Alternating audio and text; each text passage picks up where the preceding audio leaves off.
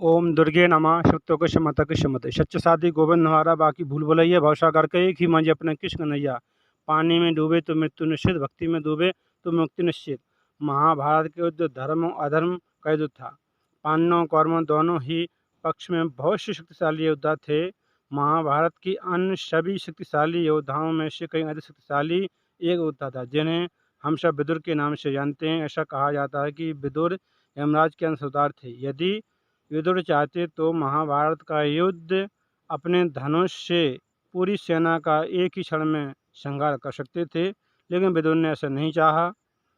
विदुर धृतराष्ट्र और पांडवों के भाई थे और पांडवों कौरवों के काका थे। हस्तिनापुर के नरेश, शांतनु और उनकी पत्नी सत्यवती के दो पुत्र थे जिनके नाम चित्रांगद और विचित्रवीर था।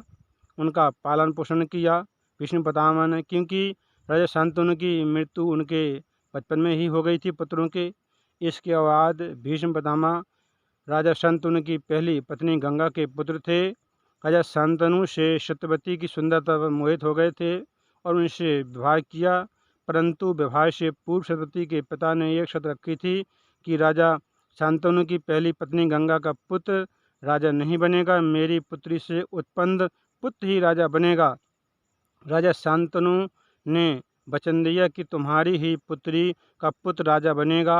अपने पिता का वचन रखने के लिए भीष्म पितामह ने पूरे जीवन तक व्यवहार नहीं किया और चित्रांगद और विचित्रवीर का अपने बच्चों की तरह पालन पोषण किया। चित्रांगद जब बड़े हुए, जवान हुए, तो भीष्म पितामह ने उनको राजा बना दिया। कुछ समय पश्चात गांधर्वों से युद्ध करते करते उनकी मृत्यु हो गई। अब विचित्रवीर भी युवावस्था में आए तो भीष्म पितामह ने उनको राजा बना दिया और कहा, अब तुम्हारा विवाह किया जाए। उसी समय काशी नरेश की 3 पुत्रियां, उनका स्वयंवर हो रहा था, अम्बा, अम्बालिका और अंबिका का। इसके बाद उस स्वयंवर में भीष्म पितामह गए और सभी राजाओं को परास्त करके तीनों कन्याओं का हरण करके हस्तिनापुर में ले आए।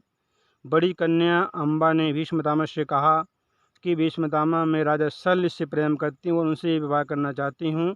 ये सुनकर भीष्म पितामह ने अम्बा को राजा शल्य के पास भेज दिया, लेकिन अन्य 2 कन्याओं का विवाह विचित्रवीर के साथ कर दिया। कुछ समय पश्चात विचित्रवीर को क्षय रोग हुआ और उनकी मृत्यु हो गई, लेकिन उनको कोई संतान उत्पन्न नहीं हो पाई थी। वंश नष्ट होने का भय था। तब माता सत्यवती ने भीष्म पितामह से कहा कि तुम विचित्रवीर की पत्नियों से पुत्र उत्पन्न करो, परंतु भीष्म पितामह ने अपनी प्रतिज्ञा न तोड़ने को कहा कि मैं प्रतिज्ञा नहीं तोड़ूंगा, ऐसा नहीं करूंगा। तब सत्यवती ने अपने पुत्र वेद व्यास जी को याद किया, स्मरण किया। वेद व्यास जी तुरंत महल में आए। शीघ्र ही वेद व्यास ने सत्यवती को प्रणाम किया, क्योंकि सत्यवती और पराशर के वो पुत्र थे व्यास जी। व्यास जी ने अपनी माँ की आज्ञा का पालन करते हुए पुत्र उत्पत्ति के लिए तैयार हो गए।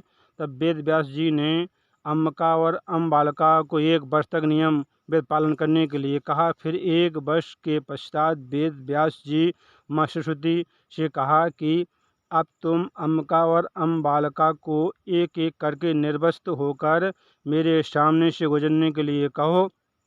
परंतु लज्जा के कारण दोनों संकोच में पड़ गईं, लेकिन सत्यवती के समझाने पर दोनों तैयार हो गईं। फिर ऐसा करने के लिए तैयार तो हो गईं, सहमत हो गईं और फिर वेद व्यास जी के वो पास गईं तो अम्बिका ने अपने नेत्र बंद कर लिए, क्योंकि वेद व्यास जी कठोरों, उन्होंने वर्षों तक तपस्या की थी। इसीलिए वेद व्यास जी का तेज अधिक था, खुरदरा था और भयंकर उनका रूप था। वो डर गईं, भयभीत हो गई, उन्होंने आंखें बंद कर ली हैं। इसलिए आंख बनने पर उनको पुत्र हुआ धृतराष्ट्र। इसके बाद जब दूसरी रानी का समय आया अम्बालिका का, तो वो भी भय के कारण अम्बालिका का शरीर पीला पड़ गया, जिससे अम्बिका और अम्बालिका का दोनों का ही पुत्र, उनको अम्बालिका को पांडु रोग से ग्रसित हुआ, पांडु। इसके बाद उन्होंने कहा कि दोनों का पुत्र सही नहीं हुए, अब हमको एक स्वस्थ पुत्र की मांग है। तो अम्बिका को कहा, जाइए तुम। अम्बिका नहीं गई। अम्बिका ने दासी को भेज दिया। दासी निडर होकर बेहद स्वागत किया, उनके पास गईं तो उनको बहुत ही परम ज्ञानी विदुर का जन्म हुआ। इस प्रकार से अम्बिका से उत्पन्न पुत्र धृतराष्ट्र हुए, अम्बालिका से पांडु हुए और दासी से विदुर हुए। इसी मांडव के श्राप के कारण यमराज के दासी पुत्र के रूप में उन्होंने जन्म लिया। आगे चलकर वे धृतराष्ट्र के मंत्री बने। विदुर स्वयं धर्म का पालन करते थे और चाहते थे कि धृतराष्ट्र भी धर्म के मार्ग पर चलें, लेकिन ऐसा दुर्भाग्यपूर्ण नहीं हुआ। और जब धृतराष्ट्र पांडवों के आहित की बात करते थे तो उन्हें वो समझाने का प्रयास करते थे।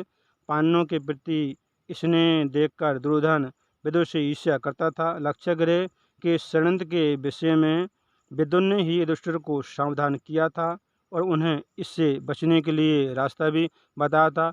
विदुर यमराज के अंश अवतार थे, भगवान श्री कृष्ण के भक्त थे।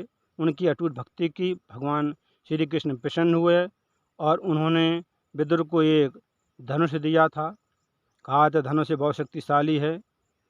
और कुछ समय पश्चात जब युद्ध की घोषणा हुई तब दुर्योधन ने कहा कि तुम युद्ध लड़ोगे और उन्हें खरी खोटी सुनाई, इसलिए उनका अपमान किया भरी सभा में। इसलिए वो नाराज़ हो गए, बहुत दुखी हुए और भरी सभा में उन्होंने प्रतिज्ञा की कि मैं युद्ध नहीं लड़ूंगा और अपना धनुष उन्होंने तोड़ दिया और कहा कि मैं महाभारत के युद्ध नहीं लड़ूंगा।